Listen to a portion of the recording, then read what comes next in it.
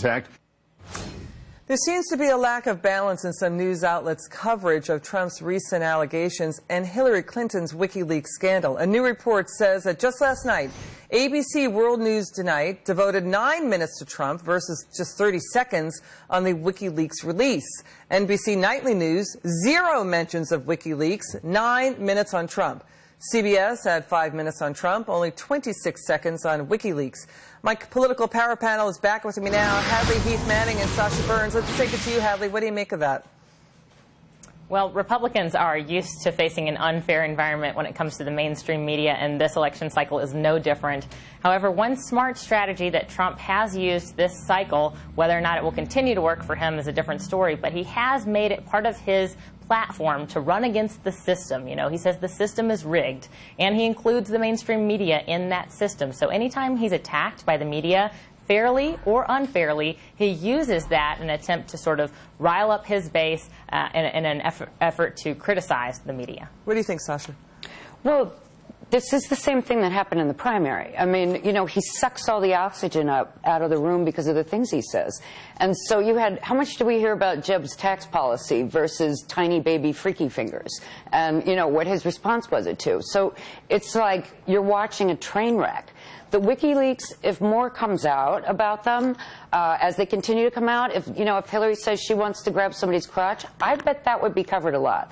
The things that he is saying are so repulsive. You know, seeing a 10-year-old as a future sex object, it's so shocking to people that, yeah, it's going to get a lot of attention because people are interested in it. You know, and the other thing, too, Hadley, you know, Donald Trump has said, basically made comments about Paul Ryan, the Ricketts family that owns the Cubs. You know, Jeff Bezos said he said in so many words, I'm going to paraphrase, he will get even with them. So when you consider a presidential candidate would have at his power the SEC, the FBI, the IRS, I mean, that's a little bit discomforting, no?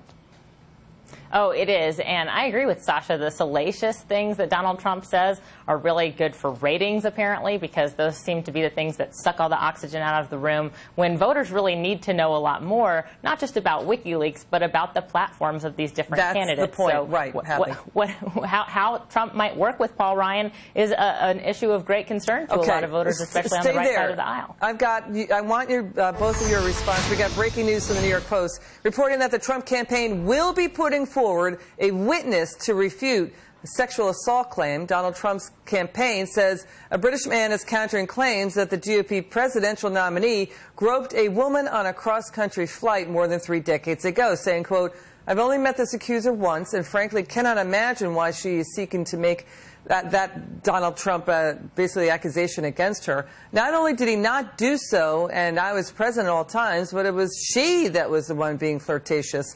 Sasha, what do you make of that?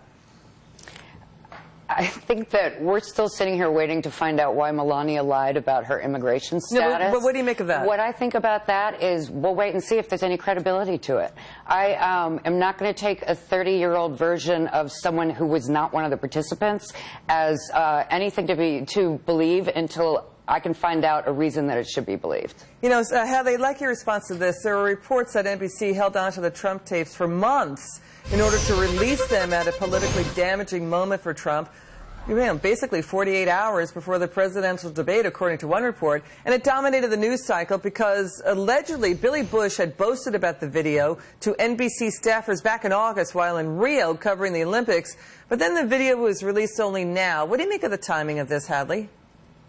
You know, it wouldn't surprise anyone to find out that this Billy Bush tape was, you know, in the mix, that the Clinton campaign had it or the DNC had it or some mainstream media outlets had it and sat on it until an opportune time in an effort to influence the election. It wouldn't surprise anyone. Now, whether or not that's true is a different story, but it's a sad commentary on the left-leaning mainstream media to say that this would not be shocking. Yeah, and to have these points, Sasha, do you feel, I mean, as journalists often report the source of where they got the information from. Do you think that they fell down on the job here and they should have reported the source of who gave them the tape?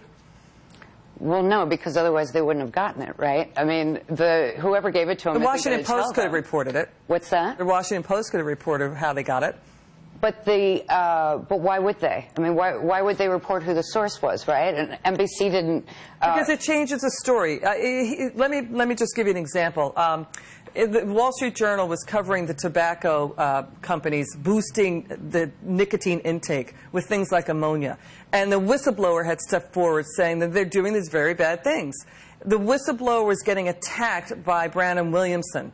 And they wanted the Journal to basically not report that Brannon Williamson was the one feeding the negative information about the whistleblower. That became part of the story, that the tobacco company was going after the whistleblower. Do you see my point? I do. But NBC got scooped by the Washington Post, right? So presumably whoever gave the tape to the Post was not going to say who they were because somehow he got it from NBC. We don't know how they got it. Hadley, I hear your point. It's an important one. Hadley, what do you think? Well, it always adds to your credibility as a journalist when you can say where you got the information from, and that's important to stave off what you're talking about, Liz, which is the story running away with itself, becoming a story about how the media reported the story instead of the story itself, and that's what we should be focused on. Yeah, so I agree with you, Liz. I think it's always better to say where your source is. Right, now it's about the coverage, which means that the narrative is baked in that Donald Trump, you know, basically sexually assaulted or harassed these women, and we still have to see the proof. As journalists, we have to see the proof. I'm so sorry we have to leave it there, Hadley and Sasha. Thank you so much for your time.